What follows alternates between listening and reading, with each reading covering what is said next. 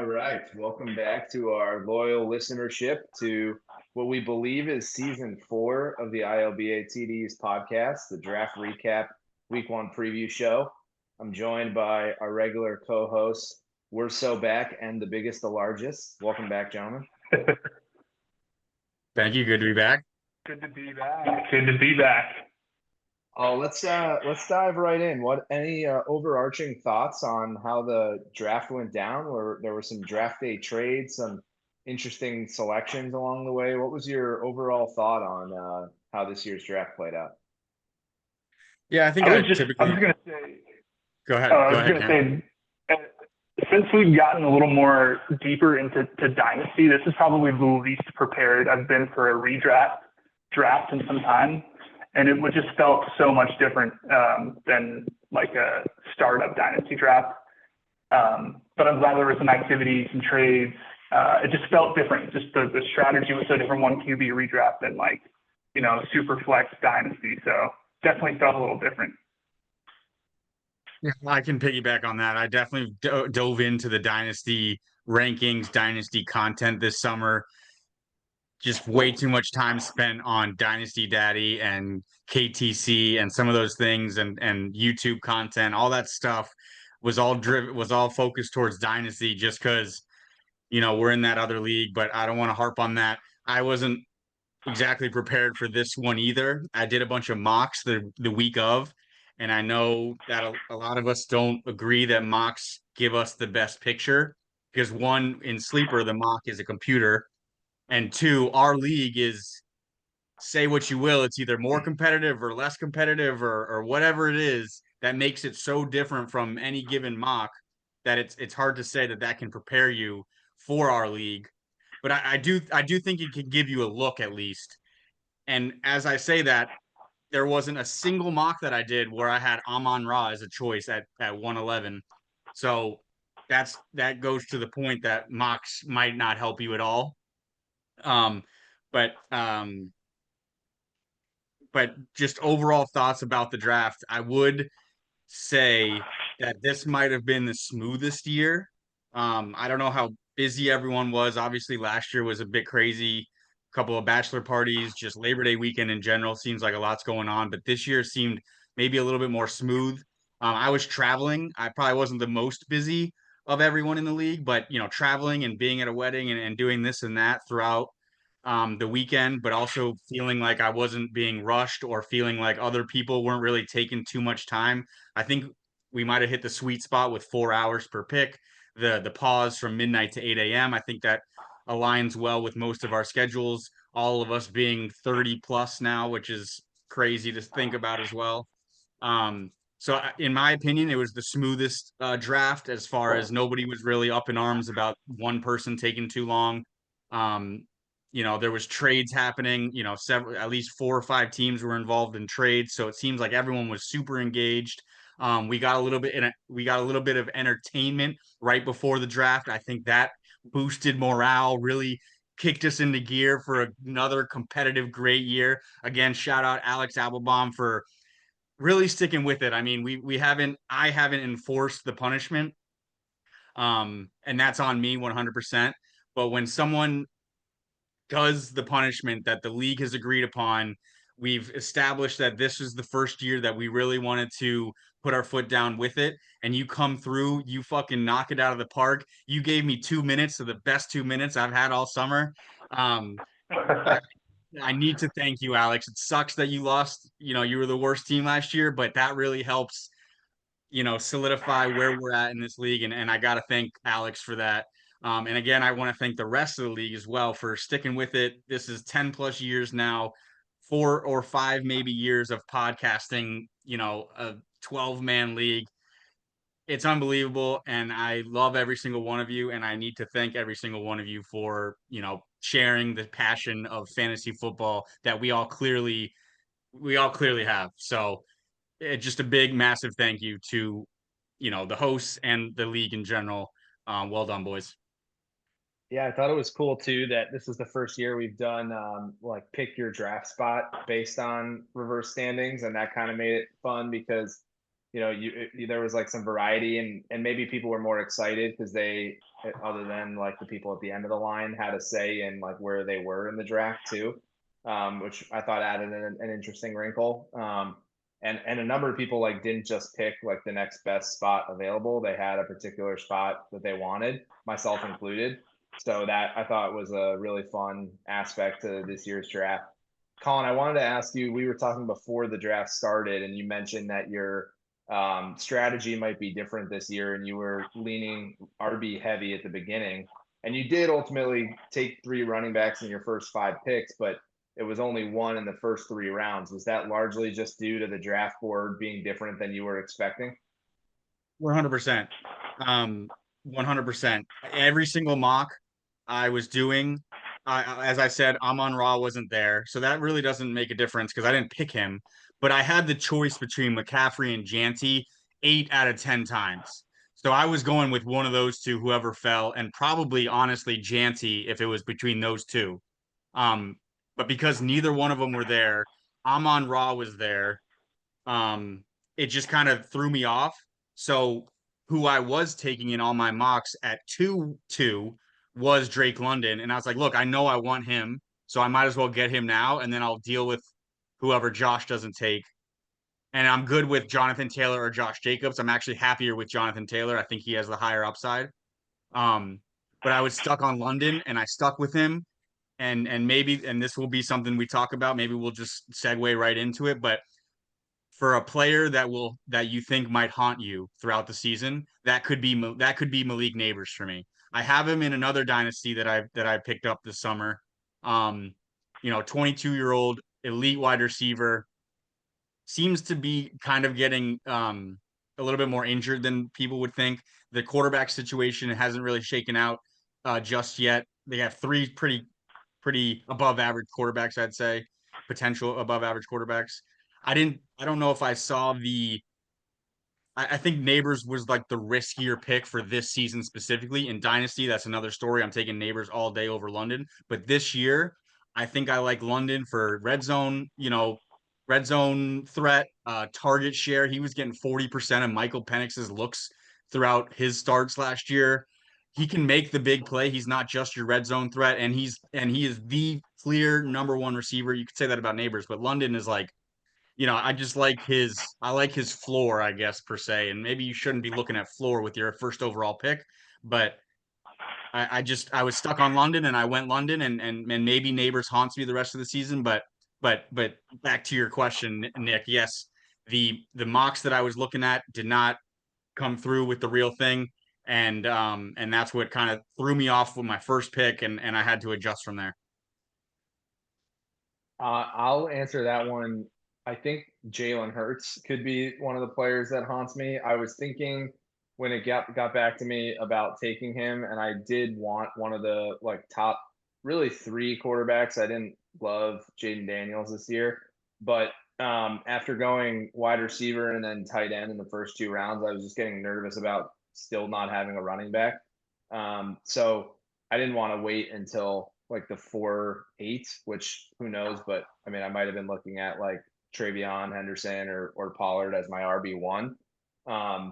And so I ended up taking James Cook there instead. But then I was looking at other guys later in later rounds, and just I never got to like where I felt like the value was right for me to take another quarterback after I missed on one of those first few. And I think Brock Purdy will be fine, and he seems to produce in fantasy. Hopefully his like wide receiver core is okay this year, but I don't know if Jalen Hurts is like quarterback 1 this year and Brock Purdy leaves me searching for another quarterback on waivers, then I'm going to be pissed about that decision.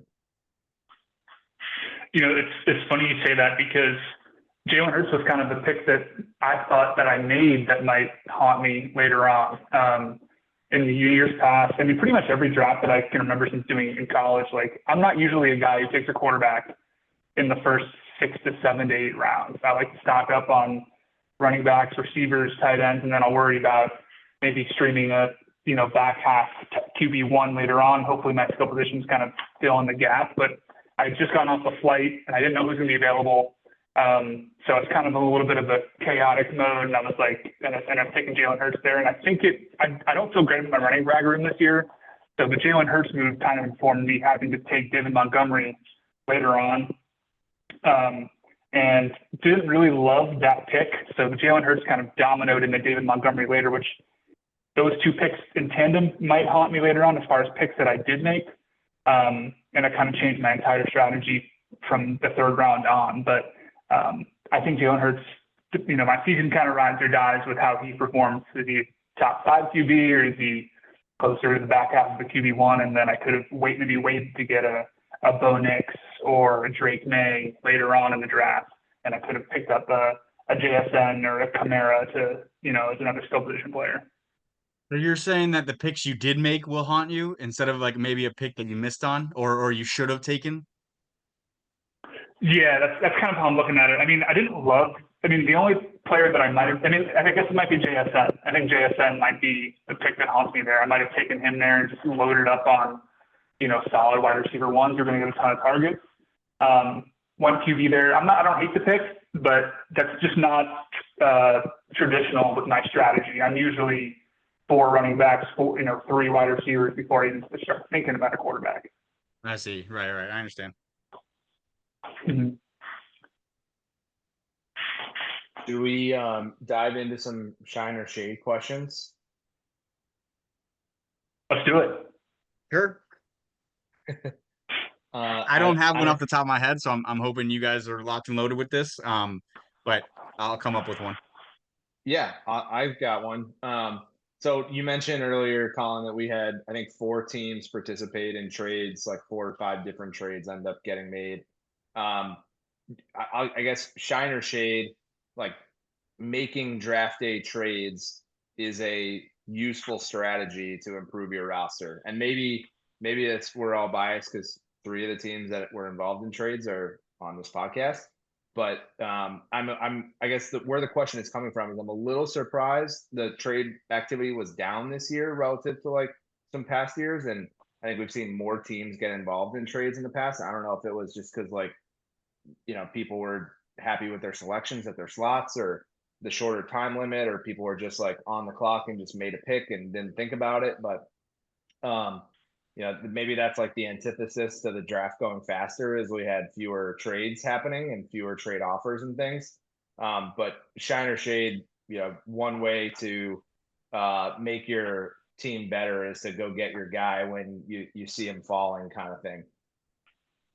Yeah, I think the quick answer here is kind of what I said to you, Nick, at one point, where it's like draft picks are numerical. So there's objective value there. And if you're deciding to move up in an earlier round to move back in a later round, well, then objectively speaking, you're adding value, whether it's two picks or 2 or 3 picks ahead of yourself, you're moving up. Maybe it's to get a guy, maybe it's not even to do that, but like moving up in an earlier round and you're sacrificing moving back in some later rounds. I think objectively you're adding value. Quick side note, I find it interesting that people are jumping in and out of the draft board or in the draft room right now. It looks like Alex and Trevor are in here. I don't know what kind of information they're extracting from the draft room if they're not on the pod, but hey, we got some committed boys up in here, which I love to see.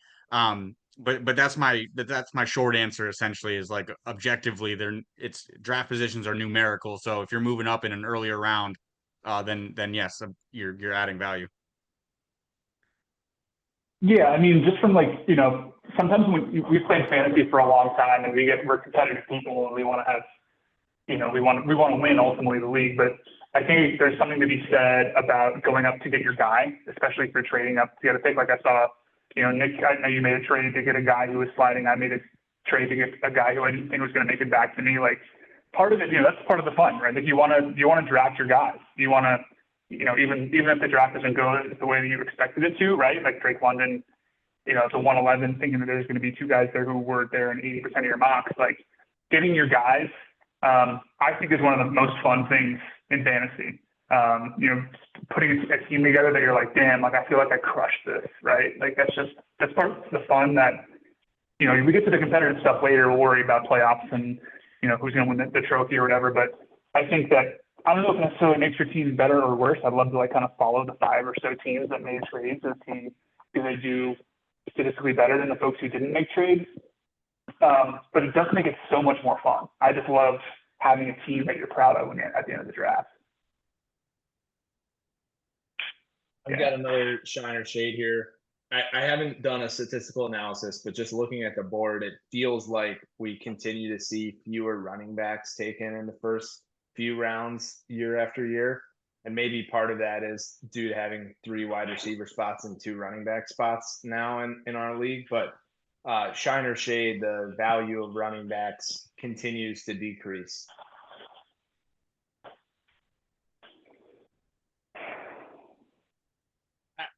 That's a tough one. I would have to, based on my gut and based on kind of a point I made earlier in the chat throughout the draft, I would shade that because it seems like some of these backfields are a little bit more muddled.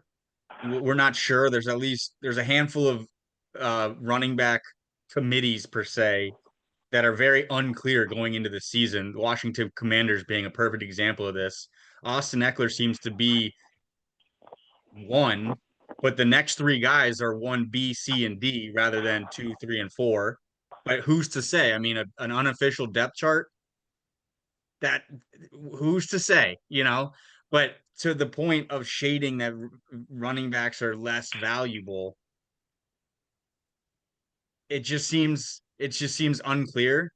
So there's workhorses, and then the guys behind those workhorses are still getting a lot of looks. I think committees are are starting to really show themselves, which I wouldn't argue that that's taking value away.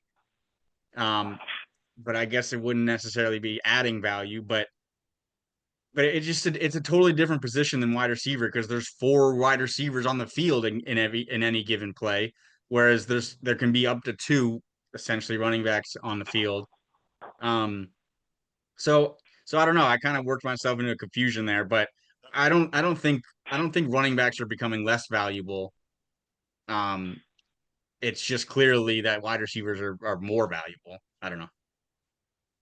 I don't know. I'm going to shade it too. I actually think that running back is deeper this year than it's been in a long time. We kind of had a little renaissance of running backs last year with a lot fewer injuries. Like we had 2 running backs clearly past the age precipice, and Derrick Henry and CMC going in the top 8 picks, right? So I think that, especially, to Colin's point about some of these muddy backfields, like there used to be a little bit of a running back dead zone right around, rounds 9 through 12, where you're like not super happy with the guys you're taking, but who knows, they get a shot. But I mean, I feel like the running back dead zone, I mean, if I'm looking at the board that's in front of us right now, like I'd be happy with 90% of these running backs on my team, right? Like until we get down to maybe like Mostert and Justice Hill and Blake Corum in round 15, end of round 15, like all of these guys have a legitimate shot to finish at least as an RB3, right? Like there's your Braylon Allens, your Jaden Blues, your Ray Davises, your Trey Bensons.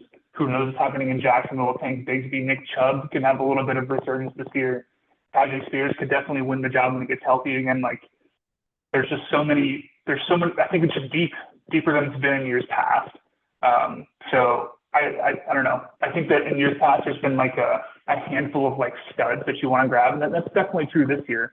But I think that this has just been a deeper running back class than we've seen in the past, I would say 5 to 7 years. Yeah, I agree. It seems like, I don't know, the 1B is like a fantasy relevant role.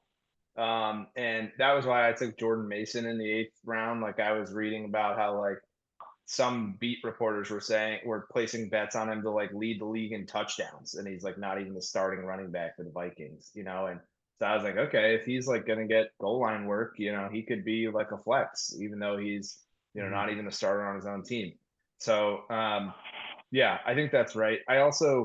My strategy personally this year was to take a ton of running backs like in that 1B range, and like maybe I hit on an injury or 2, and all of a sudden you have like a bell cow that you weren't expecting and find some like additional value there. That was a new strategy for me, but that's how I used my bench this year. I took a ton of like, between that round 8 and round 14 running backs, and hope to hit on one or two. Whereas in past years, I feel like I've used my bench more for like an Adam Thielen type, a guy who's going to get like 7 points a game, but is probably never going to be a wide receiver one. And that's been like enough to get me into the playoffs. But I think I've learned that strategy, for me at least, the way I manage my roster, like limits my ceiling.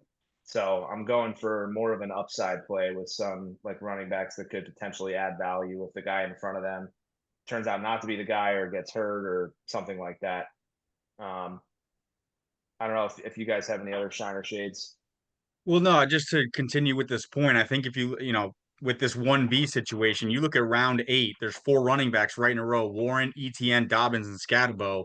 Warren, I think, is the running back one, but that's a kind of a muddy backfield between Kenneth Gainwell, who's got all the preseason hype, and Caleb Johnson, who they took themselves in, what is he, a second or third round running back.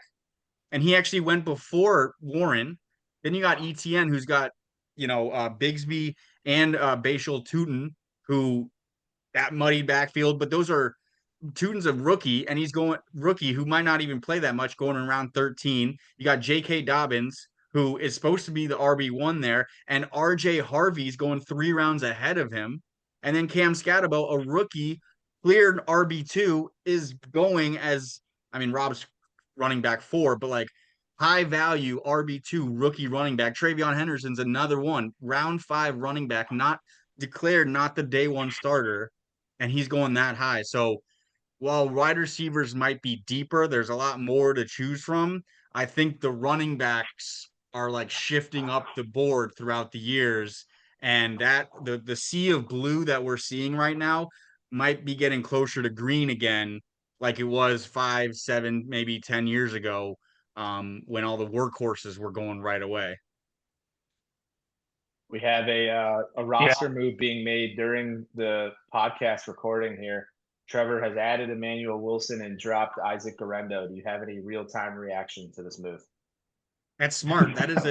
I would say that's a smart move by Trevor himself. Picking up an RB2 and dropping an RB3.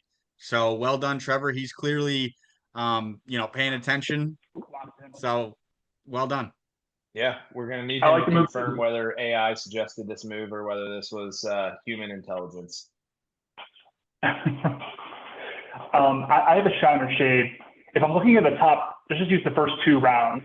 There's a pretty wide variety of combinations of picks here, right? We see combinations of wide receiver first, then running back, or double running back, wide receiver and tight end, running back and quarterback. Like shiner shade, there's a shifting of first 2 round strategies this year than we've seen over the past maybe 3 years, where people maybe double tap wide receiver, or even of years past, where people might double tap running back in the first 2 rounds. Looks like, shiner shade that there's a bit of a shifting in overall draft strategy across the board. Right. Yeah. There's only 2.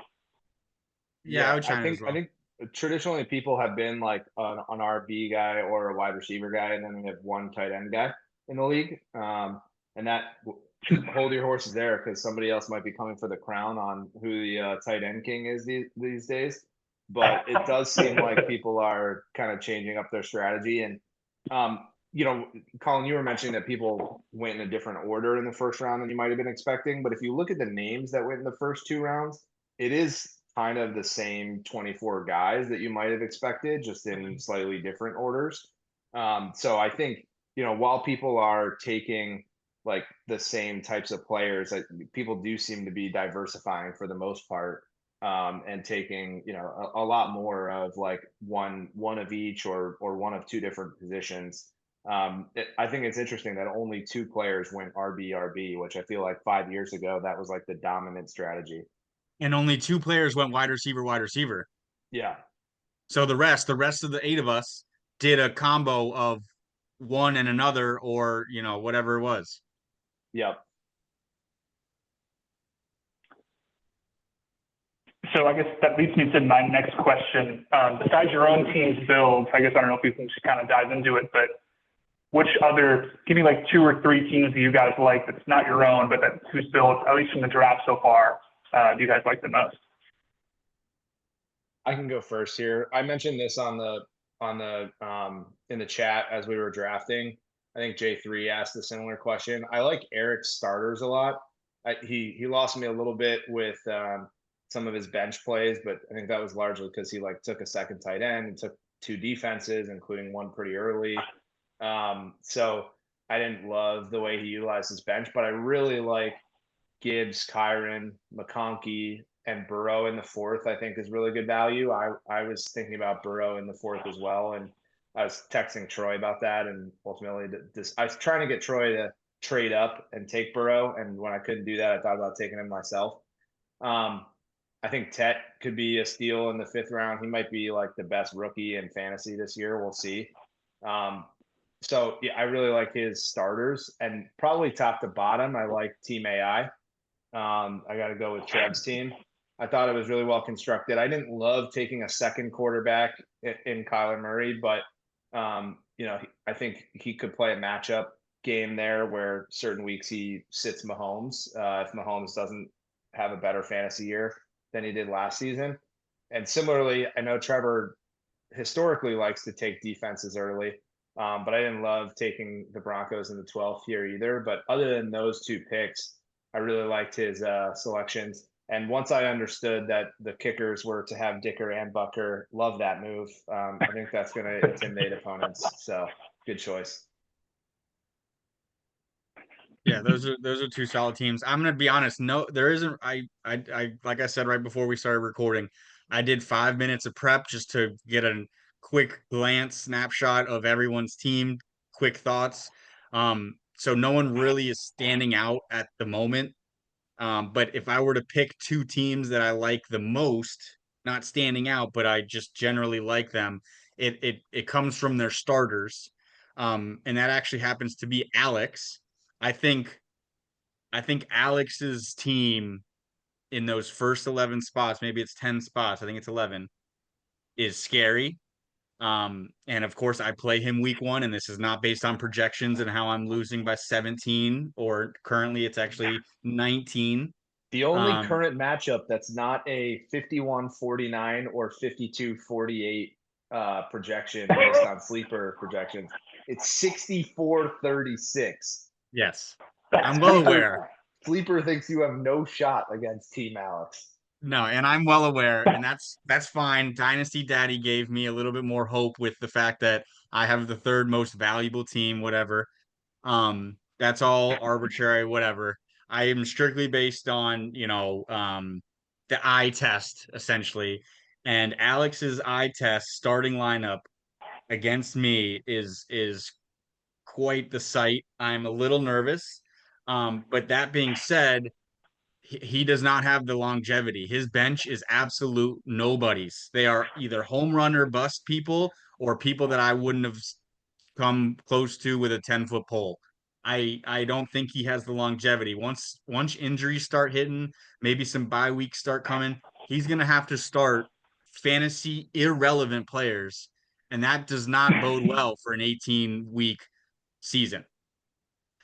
And and that brings me to Troy's team as well. I would argue that it's a similar build. He has a very solid high floor starting lineup. But as soon as one or two injuries, as soon as there's a bye week that kind of uh, you know aggregates, it's looking grim for Troy, and he better hope that his starting lineup in the first few weeks before some bye weeks start hitting really get him a head start, because that is a scary first week lineup. He happens to be playing, it looks like Johnny, so good luck, Johnny. But that's a great team right there. I mean, he's starting four rookies, so there is some risk involved, but you got to take risks to hit the high notes. But RJ Harvey, who might not be the starter, Golden and Igbuka, two high-end wide receiver rookies. You don't know what to expect, but they have a lot of expectations. And I think there was another rookie, Omarion Hampton. Like, these guys look like great prospects. These guys look like they're going to come out the gate firing, but we don't know that. There's no evidence to suggest that they will be doing that. So a lot of risk, but I'm I'm happy I'm not playing Troy week 1 because if all that hits, man, that could easily be a 150 burger right out the gate. He's the number 1 scoring player after week 1 easily. Cam, I want to Potentially. get your thoughts on Yeah. the teams that you like here, but just while we're on Troy's team, I feel like Troy's team is the team that has the widest variance for how his season could go based on 4 rookies in his first 7 picks. Like I think we've all seen you can have great surprises from rookies like Brock Bowers last year, among others, or you can have like Brian Thomas Jr., or you can have rookies that you think are gonna, be the starting running back and they're not. And so I could see this if like he hits on those picks being a title championship team, and I could see him singing karaoke next year. But we'll just see. Yeah, I mean, so piggybacking off Colin's point, I played Troy week 6, which is when Nico Collins and Justin Jefferson are on bye. So I'm pretty lucky to face him during that time. But besides that, I love this team. This is exactly how I would have wanted to build my team if I didn't build it the way that I did this year. I love Bo Nix in the 9th. I think that's a great pick. I would have taken him if I didn't take Jalen Hurts in the 3rd. I'm huge on like the vet and James Conner and in the 4th round there, and you get Trey Benson with a handcuff. Like that was a pretty good rushing attack last year. I think that's an awesome handcuff to have, and he gets Najee Harris as the handcuff too. If Amari Hinton gets 50-50 split starting week 1, and then Jordan Love, of course. I love the team build top to bottom. That's just how I traditionally like to build my teams. So I think that it's one of my favorite initial draft builds, and I love Njoku. I wish Warren would have fallen to him because I like Warren a lot this year. I think he's getting a lot of looks in that offense. But Njoku's not a bad pick in Cleveland. So love Troy's team. I also remember thinking in the draft that I loved the value that Josh got at the turn at every single pick. Like I'm sure when he drew mocked, didn't see a lot of Amon-Ra St. Brown. Loved Kamara at the end of the 3rd. Marvin Harris is a great wide receiver too. Waddle and Ridley, those were probably my 2 favorite picks of the draft right there. Just solid, guys who are going to play wide receiver 3 and flex for him. With the news for Caleb Johnson out of Pittsburgh recently, it sounds like he's kind of fallen down the depth chart a little bit. But for RB4, who might have, upside shot at the end of the season, taking some of the carries away from Jalen Warren, I think, on offense, it's probably going to be pretty bad. And, they might not be doing much for the playoffs this year. I like the pick. And then he just loaded up on wide receivers. I mean, Ayuk in the 12th, when that's pretty good value. I mean, Ayuk was a wide receiver 3 overall 2 years ago. So I like some of those picks. And again, waited on the quarterback, loved Justin Herbert in the 11th. So those are my 2 favorite builds so far. And, Josh is always a force to be reckoned with. So I don't know. I like it a lot. My only concern with Josh's team, which you just mentioned, is Caleb Johnson's actually his RB3, and then he waited until the last round of the draft to get a 4th running back in Monaghy, or however you say his name, from Chicago, who's probably RB3 to start the season in Chicago, might be RB2. So his starting running backs are 27 and 30 years old. Both have had injuries in the past. If either one of them gets hurt this year, Josh could be in real trouble at the running back spot. Now he has a ton of wide receivers, and so he could make a trade, or maybe he plays the waiver wire if there's a running back that shines, that or an injury happens and all of a sudden a free agent is available that's a starter. But I think he's going to have to be active. I would be surprised if he ends the season with these same 4 running backs. He's probably going to have to find a transaction of some type at some point in the season in order to stay relevant. He's going to fleece my ass like he did last year with Travis Etienne. Damn it, Josh. I will say the light on running backs worked for Willie last year. He made the championship, and I remember specifically thinking about Willie's team being like RB0.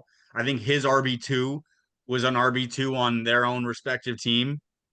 So that could work for Josh, where he's playing 2 running backs. He's playing only those 2 running backs for at least the foreseeable future. And the rest is, wide receivers, maybe some tight ends, whatever. But he is banking on Kamara or Josh Jacobs to not get hurt. Because I don't think Caleb Johnson is the starter. I don't think he's going to make the starting job very quickly based on some of the things I've read about how his camp was going. And then Kyle Monungai, like they're saying Roshan Johnson has already beat him for the RB2 in Chicago because Roshan Johnson is better equipped to play the David Montgomery role than a 5'8", 205-pound running back or whatever he is. That's not the David Montgomery role that Ben Johnson would want, someone to be playing at that small of a back. But Willie's team, I don't like it. I know was he going to loves ask you to about talk this. There were some choice words being exchanged during the draft between you and Mr. Styles. Do you Yeah, have I mean, anything to say there? yeah, I do have something to say actually. Um, I think Willie likes to talk his shit because he's playing into the role of like talk shit to the commish. Like he's playing a role. He's fitting the caricature of talk shit to the commish, and or if it's personal, fine, talk shit to Big Daddy Skip. Come at me, bro. But I actually have shade for Willie every week and every day and every game. I don't like his teams. I don't like his strategy. You think you're slick with Josh Allen and then every single receiver in their depth chart? Brother, I don't give a fuck if you came in second place last year. You are trash at fantasy football. I promise you, your team is worse this year. And that's an easy say. That's not even a hot take. You made the championship last year and lost. You are destined to have a worst year this year. And it starts with the draft. I mean, what kind of fucking draft is this, man? Tell me one good thing about this draft. I will say that you have one player that might haunt me, and that's Keon Coleman. But luckily for me, I have him in both my other dynasty leagues. So whatever, I missed on this year. But what is this team doing? Not making the playoffs, I'll tell you that. Oh, I love that. I love that. I'm looking to see who he plays week 7. Oh, he plays Eric. Oh man, what a lucky matchup for Eric. You're the lucky winner who gets all the Bills on their bye.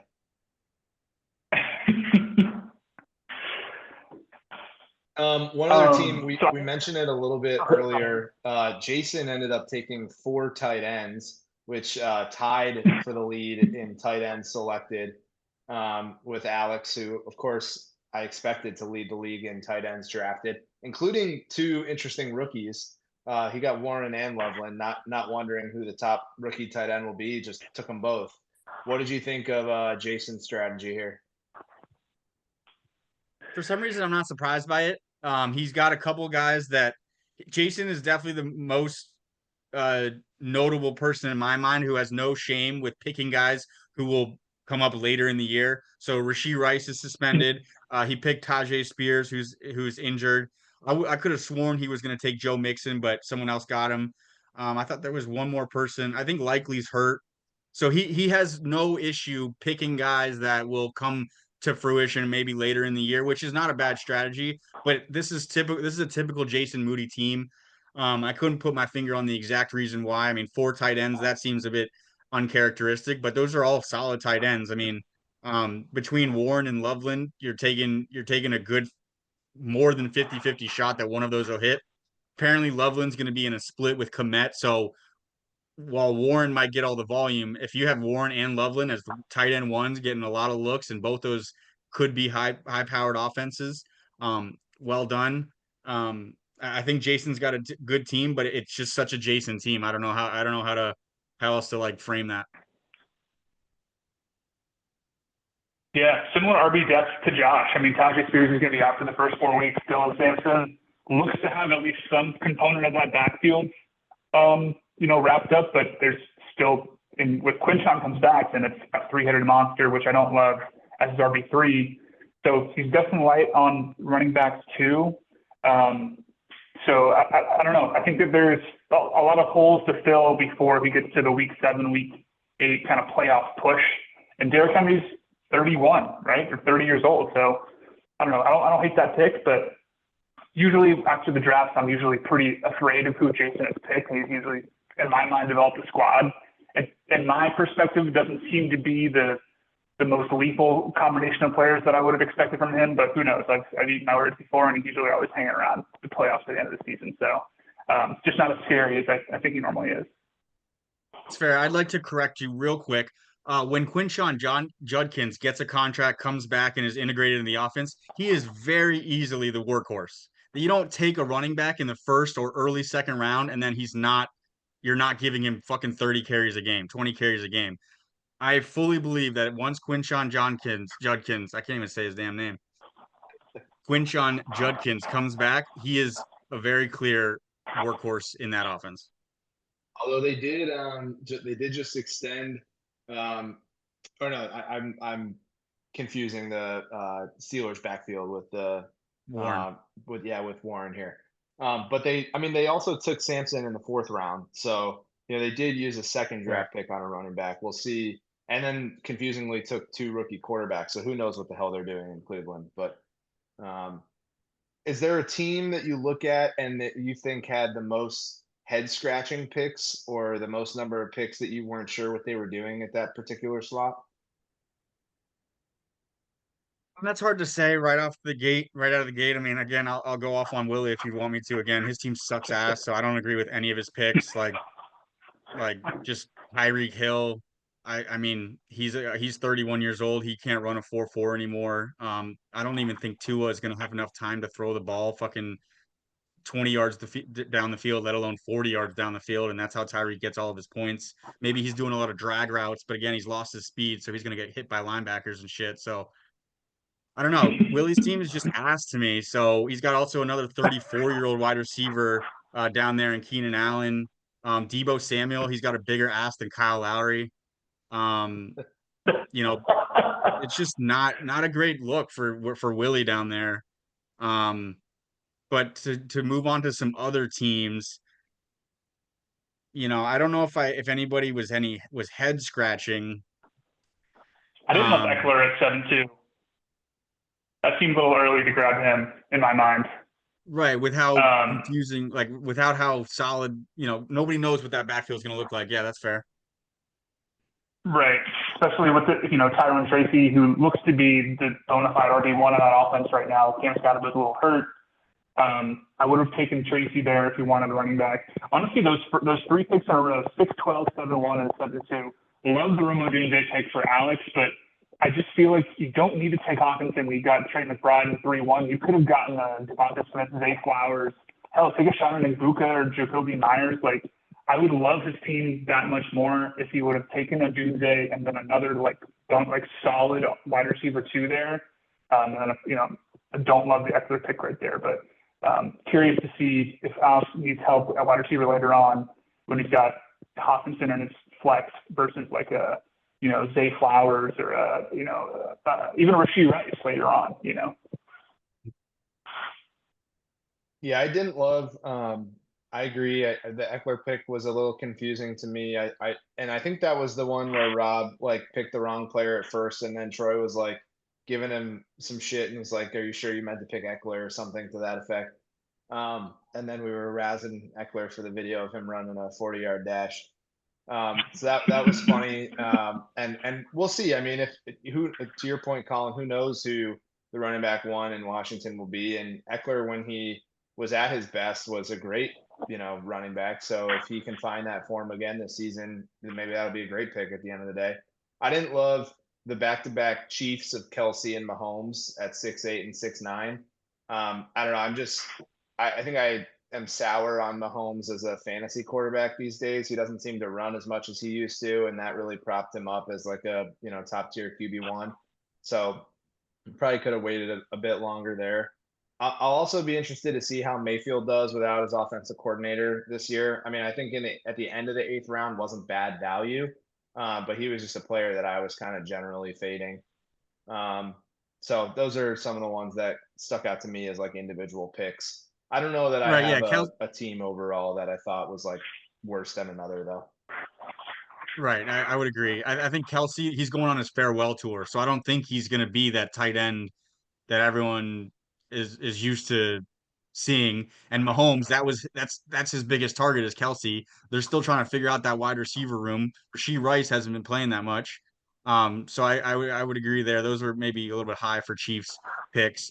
Just to make a comment on each team, Johnny 3, was a bit surprising. He went Mr. Christian Glass McCaffrey, but then also a currently hurt Devin Achan, um, and then a suspended Jordan Addison. Right, he's suspended for at least Yep. 3 games or something like that. And then he's got Joe Yeah. Mixon later on. So maybe he's expecting to have a better second half of the season, which isn't a bad strategy. But your first two picks being one guy who's notably injury prone per se, maybe not so injury prone, but coming off in major injuries, and then some guy who's currently maybe not feeling 100%. I thought that was eye opening from Johnny, and especially looking at it now. Don't love that. Even Diggs, I don't have to say it. I can say it enough, but as a Patriots fan, I love the talent. Stephon Diggs is that guy. He has that him mentality and that him talent level. But it's almost like a culture, the contrasting culture between Stephon Diggs and what the Patriots are trying to build just doesn't make sense to me. And he might have a great season. He could be top 15 receiver this year. He could have 10 targets a game and have a great season. I find that to be very unlikely with who Drake May is, with what the Patriots are kind of try and build going into the future. I was surprised when we got Diggs. I was extremely happy because we got like a wide receiver one. That's one of our weakest positional groups. But it's hard for me to see like a lot of success with Diggs going, this season. He's coming off an injury, and he's coming off an injury quickly. He's not supposed to be back yet, and they're saying he's ready week 1, game 1. Let's go. That's surprising to me. He's 31 years old, and he's a quick twitch guy. Will he have that quick twitch game 1, and then will it continue to get better throughout a football season? I don't know.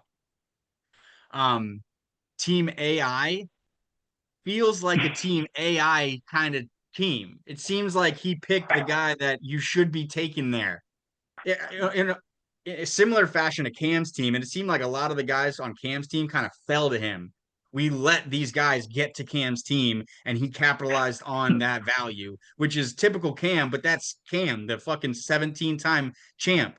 When you look at Trevor's team, I have a similar feel to it. Like all those guys he got Bijan Robinson at 4. That maybe that's not that much of a eye-opening pick, but like I would have thought he was the number 1 running back off the board, not the 3rd running back off the board, let alone pick number 4. Then you got AJ Brown coming around, like all those guys just like fell into his lap. And of course AI is gonna say, oh, pick this guy. He's easily the best pick right here. So yeah, good job, Trevor, using mathematics and calculus and AI. But you got a pretty good team because everybody kind of fell to you and you capitalized. Well done. Eric's team. I wish I wrote all my quick notes down. I think we mentioned Eric's team. It looks good. It looks solid. Nothing to write home about. I think you're right about Tet McMillan being that rookie that just kind of stands above the rest. He's gonna get most of the looks in a very pass heavy offense, and it looks like he's also a physical receiver. So throw him the ball and he'll grab it over 75% of cornerbacks. So early favorite for rookie of the year could be Ted McMillan, in my opinion. Best situation, best talent. What was he in the real draft? Definitely a first rounder, but was he like a top I half think he was first like rounder? 12, somewhere around 12? 12. Yeah. So I mean, that's great. I mean, it's his wide receiver too, so there's some risk involved. And then he's got another rookie who's potentially not the starter in Houston, but there's some risk there. But I like Eric's team. Again, that's why it's hard for me to come up with like takes on a lot of these teams. Is no one really stood out except Willie. Willie sucks ass, but everyone else was like, job. Everyone did a really well done job. They took their time. They made their pick. They're confident with who they got, and I feel like most teams got who they wanted, or at least a majority of the guys that they were targeting ahead of time. So yeah, that was my overall take on everyone's team. Nothing really stood out. I think we're gonna have a good week 1, competitive week 1. Anything else you guys want to talk through, or should we talk about our picks for champion? Let's do it. All right. So if you don't pick yourself as the champion, I want also you to say how do you think your team will do this season? We haven't really talked about our own teams much. Oh, I'll go first. My championship pick is going to be Cam, unfortunately. I like the value that he got. We mentioned like Jalen Hurts, that I thought that was a good pick, and I think he's still going to have a big year. I think that was really good value. We know that Cam can like make good moves throughout the season. I don't feel like his team is head and shoulders above anyone else's right now, but that kind of scares me that like we're all. I do feel like there's probably 8 really good teams right now, and then I think over the course of the season, someone like Cam can make the moves to position himself well for a deep playoff run. I would say if not Cam, I like Josh's team if he makes similar moves, and Josh traditionally does make some pretty good in-season moves. So I would expect his running back room to look a lot better by the end of the season, and he could be a threat to repeat. And then Troy, we talked about being the high variance team. If he's not last place, I think he might be first place. If you're not first, you're last. He's got Team Ricky Bobby this year, in my opinion. For myself, I like my team. I think I could maybe make like the semifinals, or potentially have a better run if everything clicks. But I'm gonna say I'm a playoff team that doesn't make the championship. That's a fair assessment. I would agree that I like Troy's team. It looks like he really thought this one through. It looks like he prepared for the long haul.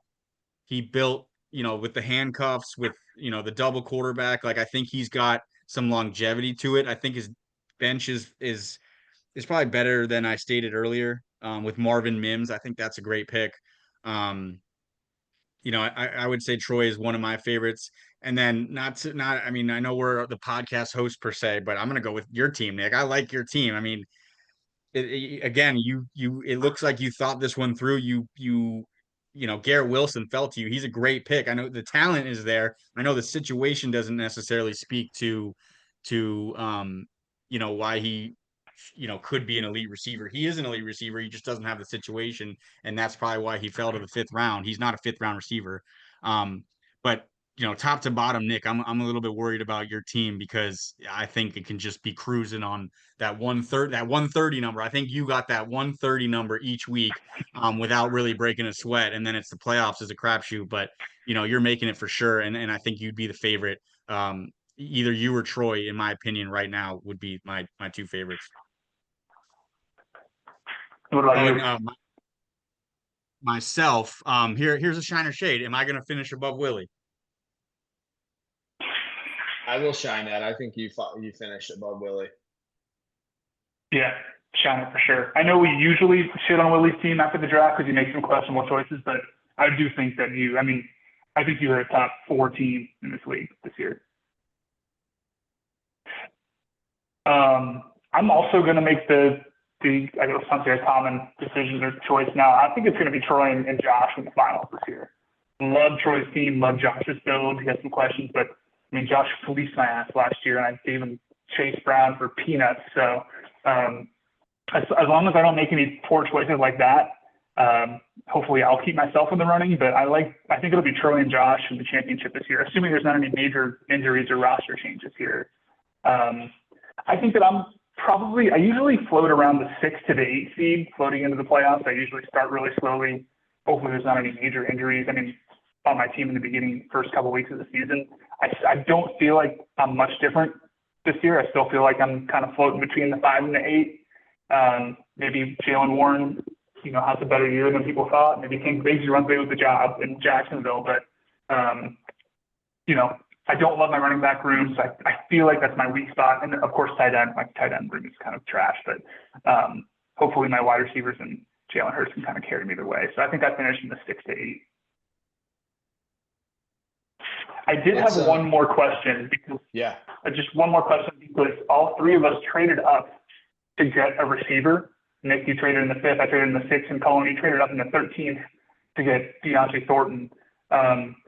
If you guys either want to talk about the trade that you made to trade up to get the receiver, or just a my guy that you drafted that you're really happy with, go ahead. You want to go first, Colin? You're gonna have to repeat the question. I got a little scratchy for me. I was just saying, all three of us traded up to get a receiver at some point in the draft. So I wanted to either talk about that trade, that, you know, what prompted you to want to take a receiver, trade up to get to that spot, or just talk about a my guy that you drafted that you really wanted and you ended up getting. Sure, I'm going to expand this question into defending my team a little bit more than I have so far. Specifically with your question though, trading up, I wanted to trade up. I mean, like I said, numerically, objectively, trading up is value adding at its finest. It happened to be Thornton because it wasn't able to come to fruition, you know, earlier on in the draft. I think I sent something to you, Cam, and it just didn't land or something. And Nick, we fought back and forth, and you wanted a little bit more on the back end, and I wasn't willing to give you that. So, you know, it whatever, nothing came of it. Dante Thornton is an example of someone where you're consuming a lot of content, you're trying to figure out what stands out to you in your mind, who might in your unnumerical positional rankings, who's like rising and falling as the summer goes along. Dante Thornton is one of those guys that I didn't have on my radar for 85% of this summer. And then I saw one stat where it was like guys with his you know, metrics, 6'5", sub 4.5 40, 215 or something. Those receivers are like elite receivers. He is an elite receiver. He is a wide receiver too, in a going to be a pretty balanced offense, I'd say. I mean, Geno Smith's a good quarterback. They have a sick, nasty running back, and they got a possession receiver in Jacoby Myers and Brock Bowers. Nobody's got to say another word about him. Dante Thornton is a sleeper at its finest. And it's only because I saw one stat where it was like his metrics and these receivers with those metrics are fucking Justin Jefferson and fucking, you know, I don't know who it is, but it's like those metrics equate to success. And that was with a guy that I figured I'd move up for. I didn't think he probably would have fallen to me, maybe not. I mean, only 3 receivers went after him before my pick with Tesla, Burden, and Palmer, which are very quality picks there. I mean, Tesla's got the preseason hype. Burden is an elite athlete in a high-powered offense, and Joshua Palmer is kind of a sleeper in that offense, who's going to be the like a kind of a he's supposed to be a possession receiver because his skill set doesn't suggest he's a long ball guy.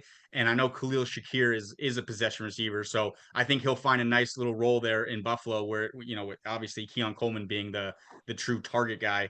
But Dante Thornton, I think, was like one stat stood out to me, so I felt like I had to make the move, and that's where that was. But to defend my team a little bit, as soon as I picked Drake London, I know Johnny thought I was on crack. It might have been meth. He thought I was on something, and I instantly was like, "Oh shit, this is gonna come back." That night, I couldn't sleep because, like, fuck, I didn't take Malik Neighbors. What kind of idiot doesn't take Malik Neighbors over Drake London, let alone Amon-Ra? So I kind of defended the London pick, but I just needed to get that out there because I'm good on London. As far as Travis Hunter is concerned, when I sent that in the chat today, I wasn't trying to stir some shit. I wasn't trying to pull one over on the league. I wouldn't do that. It was strictly, I saw the tweet on the sleeper tweet, the fact that how you can change the settings, and I was like, oh shit, I didn't even bring this up. I might as well throw it in the chat now. If it was on anybody else's team, I would have done the exact same thing. And I'm not fighting it because you guys are right. This should have been before the draft. Changing scoring after the draft, that just doesn't make sense. It's not right. I do truly think that his ranking wouldn't be that much altered. I mean, the chances that he scores a defensive touchdown or gets any of those defensive point makers is very slim. He's not a starting cornerback. He's not even the 4th cornerback. He's not a nickel cornerback. So he might see the field on defense. And the fact that he might see the field on defense makes his chances of making a scoring defensive play even slimmer than even a quarter of 25%, I would say, is on high end of things of him getting defensive points in any given game. So if his ranking changes, at the very most, it's by maybe one round. His defensive stats isn't going to put him into round 3 or 4. Maybe he goes in round 5, but he's the second pick in round 6. So he goes up a few spots. And that's where I was thinking, like, this isn't a big deal. Yes, it's one player, whatever. We'll just change the settings. But again, I'm not trying to fight it. I'm not trying to start an argument or pull one over. It was just like, let me just throw it in the chat. The Judkins pick, again, I said it. The Cleveland Browns took him in the second or late first round. You don't do that to a running back if you don't think that guy is going to be the next Derrick Henry or whatever it is. So once he gets that backfield, it's his. Or the next Ray Rice, you know? Right. Ray Rice is another great one. Sick, nasty running back with some, good hands too. So yeah, I don't know. So Dante Thorne I moved up for pretty specifically, but it was really one stat that stood out to me. So maybe that bites me in the ass, but I do think he has the opportunity. I think he has the talent, and he's a sleeper in my mind. Do you want to defend taking the Commanders' 4th string running back in the 10th round of our draft? Sure, I will do that as well. I got him in my dynasty league for a couple picks that my daughter will be in high school for. This guy looks like he's pretty legit. 7th round running backs are, other than Isaiah Pacheco, I know there's a few more out there that are like, pretty quality running backs that were taken in the 7th NFL draft, round of the NFL draft. So I think he can take over that backfield. Austin Eckler's 30 years old, injury prone. Who the fuck is Chris Rodriguez and Jeremy McNichols? I don't know. JCM might be that guy. Bill might be that guy. So that's that pick. Your defense of taking Travis Hunter reminded me of a question I want to ask you guys. But to finish Cam's thought on the Garrett Wilson trade, for me, that was just a guy that I thought had fallen too far. Garrett Wilson wasn't really a guy that I necessarily wanted or felt like I needed, but I was just thinking, okay, this is another wide receiver 1. And there's really nobody competing for targets with him, and I can slot him in as my wide receiver 3. And felt like that gave me like a very strong 1, 2, 3. And if Terry McLaurin like has a slow start to the year, or falls down the pecking order at all in Washington, then maybe Wilson becomes my wide receiver 2. But that was sort of the thought there, was just I didn't want to take the chance that he wasn't there when I had my next pick. So made a trade to. But I really thought Eric could potentially take him, and I messaged him and asked if he was interested in a trade, and he said he didn't love anybody at this ADP spot, so he was happy to make the trade. So went up and got him. That's awesome. Yeah, that was one of my favorite trades, at least in the beginning of the draft. I like that pick a lot. Garrett Wilson's probably the only guy I can think of who's going to get any semblance of relevant targets in that offense, at least at the receivers position. So, yeah, and for me, I did the same thing. I moved up to get Olave. I didn't love the Montgomery pick, and I was like, I really wish that I want to get some more wide receiver depth. There's really only like 3 my guys in this draft. One of them was Olave when I traded up to get him. Wasn't expecting to trade up to get him, but I did. You guys know that I'm a huge Josh Downs guy. I got him in every single league that I'm in. I really believe that he's a bright spot in that offense this year. And then George Pickens. I love George Pickens. I think with Micah Parsons leaving that defense, that there's going to be a lot more of the ball flying around in that offense.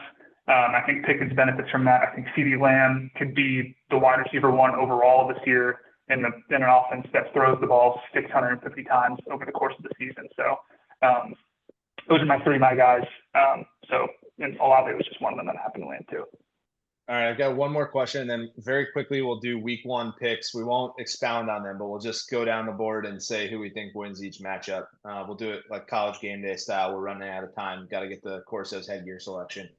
The question for me is, if you could add one scoring rule, doesn't have to even like be a sensical one. I'll go first to give you an idea and to give you a time to think on this one as well. But if you could add one scoring rule that you think would add some chaos, some excitement to our league, what would it be? For me, it would be a dropped pass is minus a half point. I think that would be interesting. Ooh. Let's say Okay. that isn't far-fetched from being a real scoring stat. It I'd could, have and to maybe we I'd go to look like at full PPR, but then minus half a point for a drop pass. But I think that would be interesting to be watching and be like, "You idiot! You dropped the ball, and now I'm losing points." I'm curious. I don't know the exact definition. I mean, the catch alone has a crazy definition through its iterations over the years. I'm curious what the iteration of a drop pass is. Does it have to hit his hands? Like every pass that hits your hands isn't necessarily catchable. So is that a drop? Like I don't know what the drop definition is. Yeah, I don't know. I would go by whatever I know there's like a stat column for drops, but Right. whatever counts in that column. Yeah, yeah. Yeah, I mean, I said it in the chat earlier. It's the tight end premium. I didn't even know what that was the whole summer, and then I just was like, oh, it's strictly just more points per reception for tight ends. So all these orange guys will just move up a little. I think that would help. Just to, we didn't have a lot of rule changes this year. Usually we have like one major rule change per season, and I just didn't have the time to like really dive into what we could change. I mean, even the week 18 debate, I wasn't trying to avoid it. I just could not. I didn't really think to propose it to the league this year. But I think that tight end premium is very interesting because tight ends are not very relevant. Once you get past the top 5, 6, 7, or whatever, there's a pretty big drop off.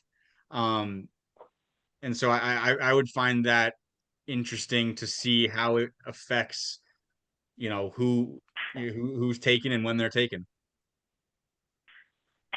I think I'm intrigued by the idea of a point per first down. So on top of the reception or the amount of yards or the rushing yards, I think it gives a little bit of extra value to like third down backs or possession receivers who maybe aren't going to score touchdowns every week, but they might get a little bit extra boost.